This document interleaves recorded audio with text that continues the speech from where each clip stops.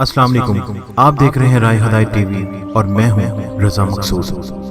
دوستو، واقعہ کربلا تاریخ اسلام کا ایک ایسا دردناک واقعہ ہے جس کے خون کے داروں سے حق و صداقت کی تاریخ لکھی گئی اور ملت اسلامیہ کے لیے فلاح کی راہ معطن کر دی گئی۔ اسلام کو زندہ رکھنے کا لاہ عمل مرتب کر دیا گیا۔ اگرچہ یزیدیت کو اہل دنیا نے تھوڑے عرصے کے لیے قبول کیا، لیکن ہر زمانے میں امام حسین رضی اللہ تعالی عنہ کی شہادت عظمیٰ کو حق جانا گیا اور جس کی تقلید کو ایمانیت کا حصہ شمار کیا گیا۔ سیدنا حضرت حسین بن علی رضی اللہ تعالی عنہ کا واقعہ شہادت نہ صرف اسلامی تاریخ کا ایک اہم واقعہ ہے بلکہ پوری دنیا کی تاریخ میں بھی اس کو ایک خاص امتیاز حاصل ہے۔ اس میں ایک طرف ظلم و جبر کے ایسے ہولناک اور حیرت انگیز واقعات ہیں کہ انسان اس کا تصور بھی نہیں کر سکتا، اور دوسری طرف اہل اطہار رسول اللہ صلی اللہ علیہ وسلم کے چشم و چراغ اور ان کے 72 شہداء کی چھوٹی سی جماعت کا باطل کے مقابلے پر جہاد اور اس پر ثابت قدمی اور قربانی اور جان اسیری کے ایسے واقعات ہیں کہ جن کی تاریخ میں کوئی مثال نہیں ملتی، اور ان دونوں میں آنے والی نسلوں کے لیے ہزاروں عبرتیں اور حکمتیں پوشیدہ ہیں۔ دوستو، یہ واقعات ایک دریائے خون ہے جس میں داخل ہونا آسان نہیں۔ ان واقعات کے لکھنے اور دیکھنے سننے کے لیے بھی جگر تھام کر بیٹھنا پڑتا ہے۔ میں مختصر طور پر ان کو پیش کر رہا ہوں۔ اگر مجھ سے کوئی غلطی ہو تو اللہ تعالیٰ کی بارگاہ میں معافی کا طلبگار ہوں۔ دوستو، آئیے دیکھتے ہیں ویڈیو۔ دوستو، حضرت عثمان غنی رضی تعالیٰ عنہ کی شہادت سے فتنوں کا ایک غیر متوقع سلسلہ شروع ہو جاتا ہے۔ اس میں منافقین کی سازشیں، بھولے بھالے مسلمانوں کے جذبات سے کھیلنے کے واقعات پیش آتے ہیں۔ مسلمانوں کی آپس میں تلواریں چلتی ہیں۔ دوستو، خلافت کا سلسلہ جب حضرت امیر معاویہ رضی تعالیٰ عنہ پر پہنچتا ہے تو حکومت میں خلافت رشدہ کا وہ مثالی رنگ نہیں رہتا جو خلفائے راشدین کی حکومتوں میں حاصل تھا۔ حضرت معاویہ رضی اللہ عنہ کو مشورہ دیا جاتا ہے کہ زمانہ سخت فتنوں کا ہے، آپ اپنے بات کے لیے کوئی ایسا اہتمام کریں کہ مسلمانوں میں پھر تلواریں نہ نکلیں اور خلافت اسلامیہ پارا پارا ہونے سے بچ جائے۔ لیکن اس کے ساتھ ہی آپ رضی اللہ عنہ کے بیٹے یزید کا نام خلافت کے لیے پیش کیا جاتا ہے۔ شام و عراق معلوم نہیں کس طرح لوگوں نے یزید کے لیے بیعت کا چرچا کیا، اور یہ شہرت دی گئی کہ شام و عراق، کوفہ اور بصرہ یزید کی بیعت پر متفق ہو گئے ہیں۔ اب حجاز کی طرف رخ کیا گیا اور امیر مکہ اور مدینہ کو اس کام کی ذمہ داری سونپی گئی کہ وہ لوگوں سے بیعت لیں۔ اس پر ان لوگوں نے خطبہ دیا اور لوگوں سے کہا کہ امیر المومنین معاویہ رضی تعالیٰ عنہ، ابو بکر رضی تعالیٰ عنہ اور عمر رضی تعالیٰ عنہ کی سنت کے مطابق یہ چاہتے ہیں کہ اپنے بعد کے لیے یزید کی خلافت پر بیعت لی جائے۔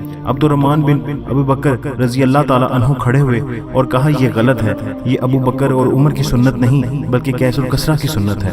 ابو بکر رضی اللہ عنہ، عمر رضی اللہ عنہ نے اپنی خلافت اپنی اولاد میں منتقل نہیں کی اور نہ ہی اپنے خاندان میں منتقل کی۔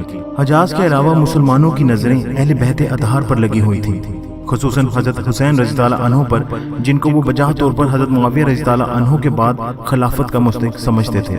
وہ اس میں حضرت حسین رضی اللہ عنہ، حضرت عبداللہ بن عمر رضی اللہ عنہ، عبد الرحمن بن ابی بکر رضی اللہ عنہ، عبداللہ بن زبیر رضی اللہ عنہ، عبداللہ بن عباس رضی اللہ عنہ کی رائے کے منتظر تھے کہ وہ کیا کرتے ہیں۔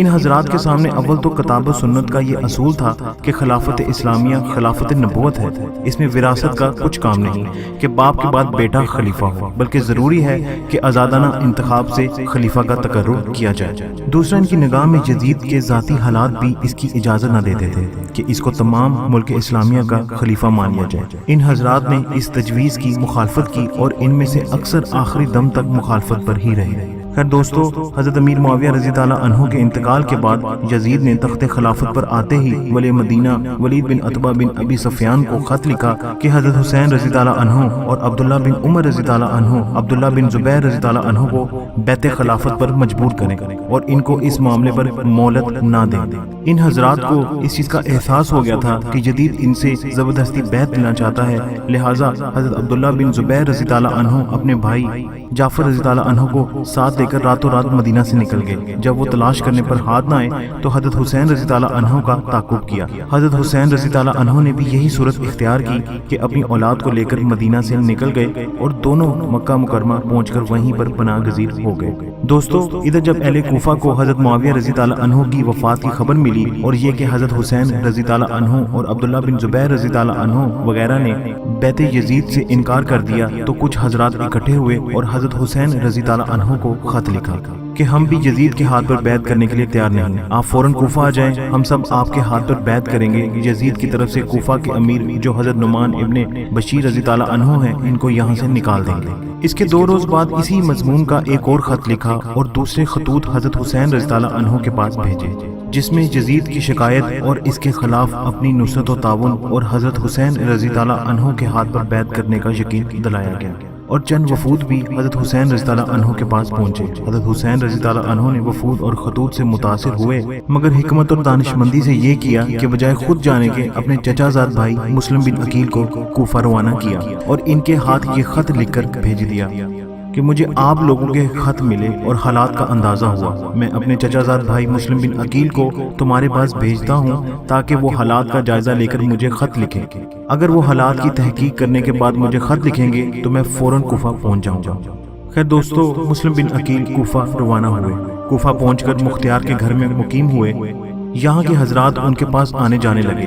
جب کوئی نیا آدمی آتا تو مسلم بن عقیل اس کو حضرت حسین رضی تعالیٰ عنہ کا خط پڑھ کر سناتے تھے، جس کو سن کر سب پر گریہ طاری ہو جاتا تھا۔ دوستو، مسلم بن عقیل نے چند روز کے قیام سے یہ اندازہ لگا لیا کہ یہاں کے عام مسلمان یزید کی بیعت سے متنفر اور حضرت امام حسین رضی تعالیٰ عنہ کی بیعت کے لیے بے چین ہیں۔ آپ نے یہ دیکھ کر حضرت حسین رضی تعالیٰ عنہ کے لیے بیعت خلافت لینا شروع کر دی۔ دوستو، چند روز میں ہی صرف کوفہ سے 18,000 مسلمانوں نے حضرت حسین رضی تعالیٰ عنہ کے لیے بیعت کر لی اور یہ سلسلہ روز بروز بڑھتا جا رہا تھا۔ اس وقت مسلم بن عقیل کو یہ اطمینان ہو گیا کہ حضرت حسین رضی تعالیٰ عنہ تشریف لائے تو بے شک پورا عراق ان کی بیعت پر آ جائے گا۔ حجاز کے لوگ ان کے پہلے ہی تابع ہیں، اس لیے ملت اسلامیہ کے سر سے بآسانی یزید کی مصیبت ٹل جائے گی اور یہ ایک صحیح معیاری خلافت قائم ہو جائے گی۔ انہوں نے ہدایت کے مطابق حضرت حسین رضی تعالیٰ عنہ کو کوفہ آنے کی دعوت دے دی، مگر یہ خط لکھنے کے بعد حالات اس قدر بدل گئے کہ ایک وقت میں مسلم بن عقیل کے ساتھ ہزاروں لوگ تھے اور ایک وقت ایسا آیا کہ مسلم بن عقیل کوفہ کی گلیوں میں تنہا پھر رہے تھے۔ دوستو، جب حضرت مسلم بن عقیل لوگوں سے بیعت لے رہے تھے، اسی دوران یزید نے عبید اللہ ابن زیاد کو کوفہ اور بصرہ دونوں کا حاکم بنا دیا اور اس کو ایک خط لکھا کہ فوراً کوفہ پہنچ کر مسلم بن عقیل کو گرفتار کرے اور قتل کر دے یا کوفہ سے نکال دے۔ ابن زیاد کو یہ خط ملا تو فوراً کوفہ جانے کا عزم کر لیا۔ خیر دوستو، جنہوں نے حضرت مسلم بن عقیل رضی تعالیٰ عنہ کے ہاتھ پر بیعت کی تھی، ابن زیاد نے چلاکی اور فریب کاری سے ان کو یا تو خرید لیا یا ڈرا کر ان سے دور کر دیا۔ اس طرح مسلم بن عقیل رضی تعالیٰ عنہ اکیلے پڑ گئے اور کوفہ میں ایک گھر میں جا کر پناہ لی۔ خیر ابن سیاد نے محمد بن اشاز کی سربراہی میں 70 سپاہیوں کا ایک دستہ حضرت مسلم بن عقیل کو گرفتار کرنے کے لیے بھیجا۔ خیر جب یہ مسلم بن عقیل کو پکڑنے ان کے گھر آئے تو مسلم بن عقیل نے ان سے مقابلہ کر کے ان کو دروازے سے نکال دیا۔ وہ لوگ پھر لوٹے تو پھر مقابلہ کیا، اس مقابلے میں زخمی ہو گئے مگر ان کے قابو میں نہ آئے۔ یہ لوگ چھت پر چڑھ گئے اور پتھر برسانا شروع کیے۔ خیر مسلم بن عقیل ان کے سب حربوں کا تنہا بڑی دلیری سے مقابلہ کر رہے تھے کہ محمد بن اشاس نے ان کے قریب ہو کر پکارا کہ میں تمہیں امن دیتا ہوں، اپنی جان کو ہلاک نہ کرو، میں تم سے جھوٹ نہیں بول رہا، یہ لوگ تمہارے چچا زاد بھائی ہیں، نہ تمہیں قتل کریں گے نہ ماریں گے۔ مسلم بن عقیل رضی تعالیٰ عنہ تنہا 70 سپاہیوں کا مقابلہ کرتے ہوئے زخموں سے چور ہو کر تھک چکے تھے، ایک دیوار سے کمر لگا کر بیٹھ گئے۔ ان کو ایک سواری پر سوار کر دیا گیا۔ دوستو اس وقت مسلم بن عقیل کی آنکھوں میں آنسو تھے۔ کسی نے پوچھا کہ آپ رو کیوں رہے ہیں؟ تو مسلم بن عقیل رضی تعالیٰ عنہ نے فرمایا، میں اپنی جان کے لیے نہیں روتا بلکہ میں حسین رضی تعالیٰ عنہ اور آل حسین رضی تعالیٰ عنہ کی جانوں کے لیے رو رہا ہوں جو میری تحریر پر ان قریب کوفہ پہنچنے والے ہیں اور تمہارے ہاتھوں اسی بلا میں گرفتار ہوں گے جس میں میں گرفتار تھا۔ خیر دوستو مسلم بن عقیل رضی تعالیٰ عنہ نے محمد بن اشعث سے کہا کہ تم اب کم از کم میری ایک بات مان لو، وہ یہ ہے کہ ایک آدمی حضرت حسین رضی تعالیٰ عنہ کے پاس فوراً روانہ کر دو جو ان کو میرے حال کی اطلاع کر کے یہ کہہ دے کہ آپ راستے ہی سے اپنے اہل بیت کو لے کر لوٹ جائیں۔ کوفہ والوں کے خطوط سے دھوکہ نہ کھائیں، یہ وہی لوگ ہیں جن کی بے وفائی سے گھبرا کر آپ کے والد اپنی موت کی تمنا کیا کرتے تھے۔ خیر محمد بن اشعث نے حلف کے ساتھ اس کا وعدہ کیا کہ میں ایسا ہی کروں گا۔ خیر دوستو، اس کے بعد مسلم بن عقیل رضی اللہ عنہ کو ابن زیاد کے پاس لے کے جایا گیا۔ ابن زیاد نے حکم دیا کہ ان کو اوپر کی منزل پر لے جاؤ اور سر کاٹ کر نیچے پھینک دو۔ مسلم بن عقیل رضی اللہ عنہ اوپر لے جائے گئے۔ وہ تسبیح اور استغفار پڑھتے ہوئے اوپر پہنچے اور ابن زیاد کے حکم کے مطابق ان کو شہید کر کے نیچے ڈال دیا گیا۔ انا للہ و انا الیہ راجعون۔ خیر دوستو، ادھر حضرت حسین رضی اللہ عنہ کے پاس اہل کوفہ کے 150 خطوط اور بہت سے وفود پہلے پہنچ چکے تھے۔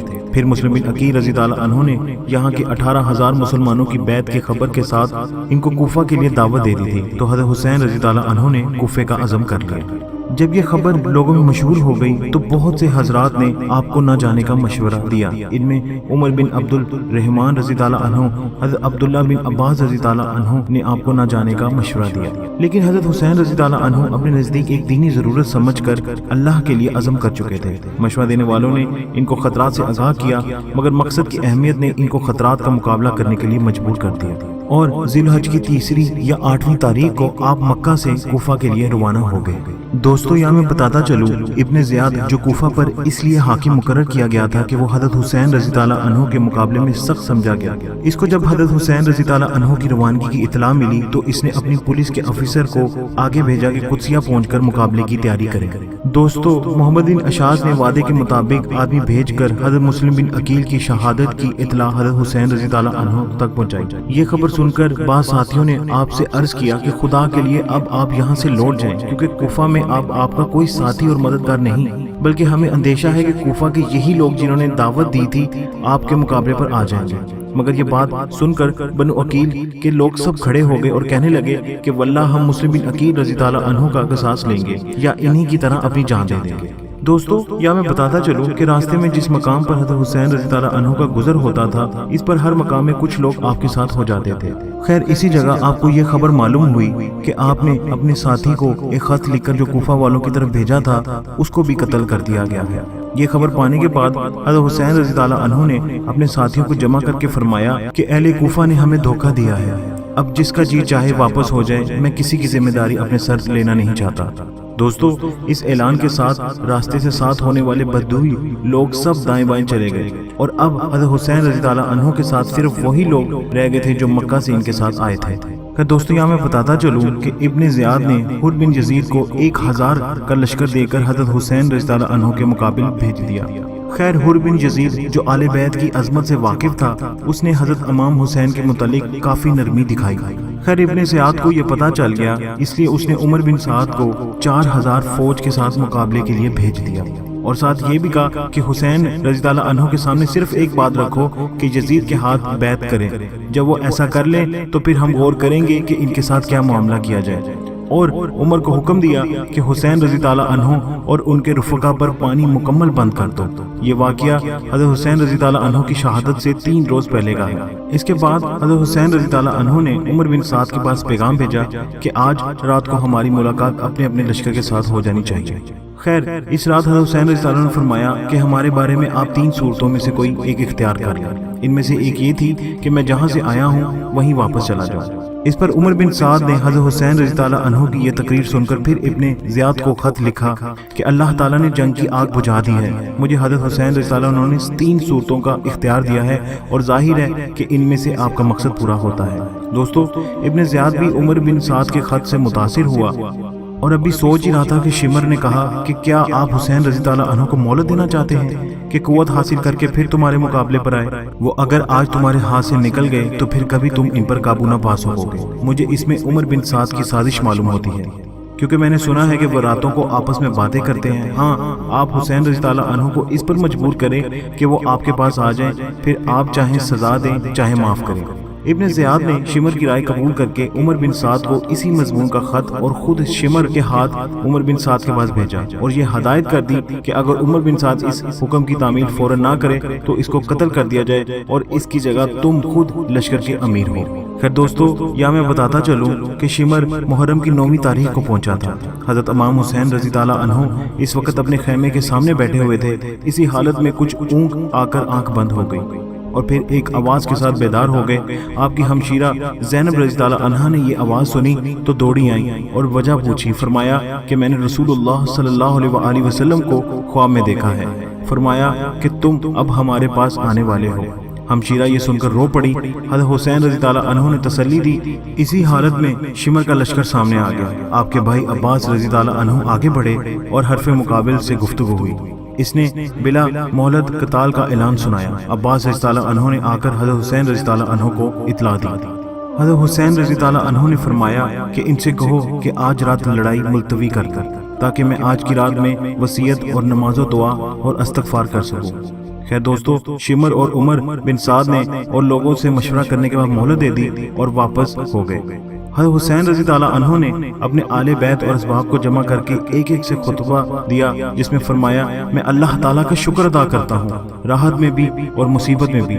یا اللہ، میں آپ کا شکر ادا کرتا ہوں کہ آپ نے ہمیں شرفت نبوت سے نوازا اور ہمیں کان اور آنکھ اور دل دیے جن سے ہم آپ کی آیتیں سمجھیں، اور ہمیں آپ نے قرآن سکھایا اور دین کی سمجھ عطا فرمائی۔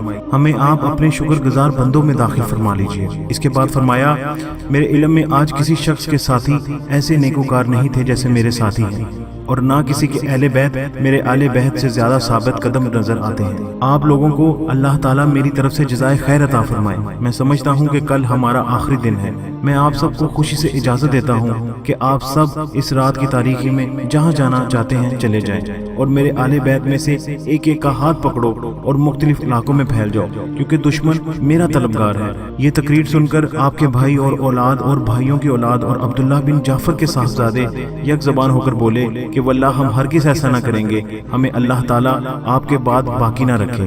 پھر بنو عقیل کو خطاب کر کے فرمایا کہ تمہارے ایک بزرگ مسلم بن عقیل شہید ہو چکے ہیں، وہی کافی ہے، تم واپس ہو جاؤ، میں تمہیں خوشی سے اجازت دیتا ہوں۔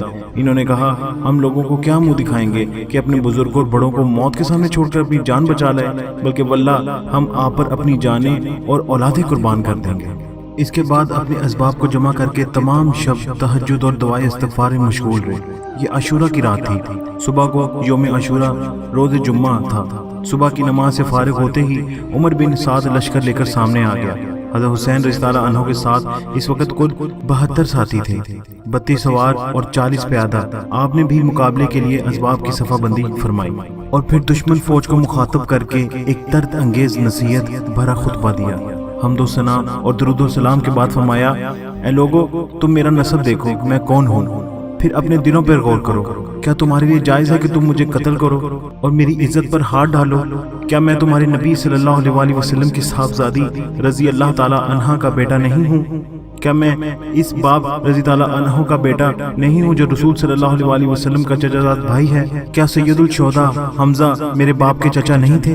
کیا جعفر طیارہ میرے چچا نہیں تھے؟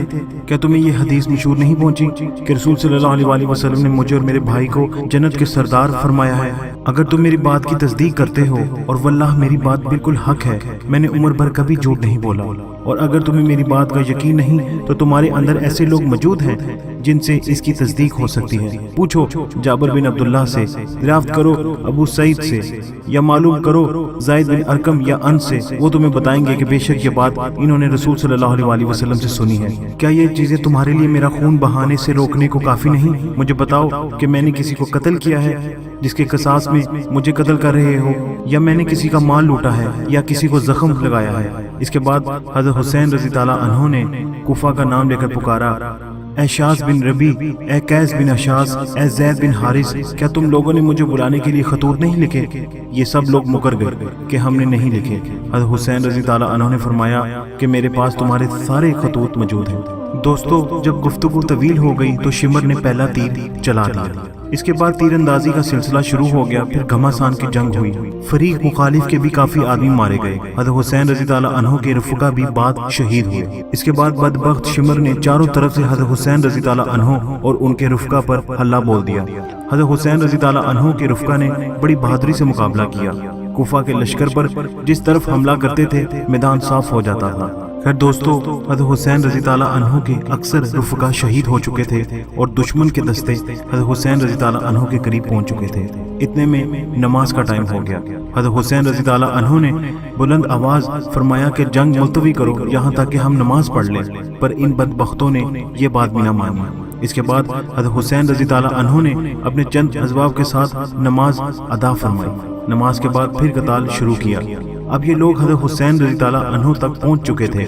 حنفی حضرت حسین رضی تعالیٰ عنہ کے سامنے آ کر کھڑے ہو گئے اور سب تیر اپنے بدن پر کھاتے رہے، یہاں تک کہ حضرت حسین رضی تعالیٰ عنہ کے پاس چند رفیقوں کے علاوہ کوئی نہ رہا تھا، اور یہ رفقا بھی دیکھ رہے تھے کہ ہم نہ حضرت حسین رضی تعالیٰ عنہ کو بچا سکتے ہیں نہ خود بچ سکتے ہیں۔ تو اب ان میں سے ہر شخص کی یہ خواہش تھی کہ میں حضرت حسین رضی تعالیٰ عنہ کے سامنے پہلے شہید ہو جاؤں، اس لیے ہر شخص نہایت شدت اور شجاعت سے مقابلہ کر رہا تھا۔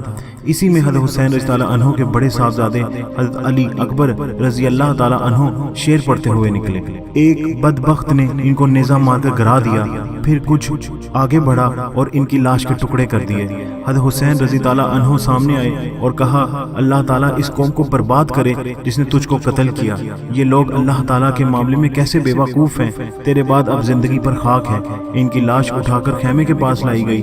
عمرو بن سعد نے قاسم بن حسن رضی تعالیٰ عنہ کے سر پر تلوار ماری، وہ گرے اور ان کے منہ سے نکلا یا اما، تو حضرت حسین رضی تعالیٰ عنہ نے دوڑ کر ان کو سنبھالا اور عمرو پر تلوار سے حملہ کیا، کونی سے اس کا ہاتھ کٹ گیا۔ حضرت حسین رضی تعالیٰ عنہ اپنے بھتیجے قاسم رضی تعالیٰ عنہ کی لاش کو اپنے کندھوں پر اٹھا کر لائے اور اپنے بیٹے اور دوسرے اہل بیت کے برابر لٹا دیا۔ اب حضرت حسین رضی تعالیٰ عنہ تقریباً بے تنہا یار و مددگار رہ گئے، لیکن ان کی طرف بڑھنے کی کسی کی ہمت نہیں ہوئی۔ اس طرح بہت دیر تک یہی کیفیت رہی کہ جو شخص آپ رضی تعالیٰ عنہ کی طرف بڑھتا اسی طرح لوٹ جاتا، اور حضرت حسین رضی تعالیٰ عنہ کے قتل اور اس گناہ کو اپنے سر نہ لینا چاہتا تھا، یہاں تک کہ ایک بدبخت مالک آگے بڑھا اور حضرت امام حسین رضی تعالیٰ عنہ کے سر پر تلوار سے حملہ کیا۔ آپ شدید زخمی ہو گئے۔ اپنے چھوٹے صاحبزادے عبداللہ رضی تعالیٰ عنہ کو بلایا اور اپنی گود میں بٹھا لیا۔ بنو سعد کے ایک بد نصیب نے ان کو بھی تیر مار کر ہلاک کر دیا۔ حضرت حسین رضی تعالیٰ عنہ نے اس معصوم بچے کا خون لے کر زمین پر بکھیر دیا اور دعا کی، یا اللہ تو ان ظالموں سے ہمارا انتقام لے۔ اس وقت حضرت حسین رضی تعالیٰ عنہ کی پیاس حد تک کو پہنچ چکی تھی۔ آپ پانی لینے کے لیے دریائے فرات کے قریب تشریف لے گئے اور ایک ظالم نے آپ کے منہ پر نشانہ کر کے تیر پھینکا۔ دوستو، اس کے بعد شمر نے 10 آدمی ساتھ لے کر حضرت حسین رضی تعالیٰ عنہ کی طرف بڑھا۔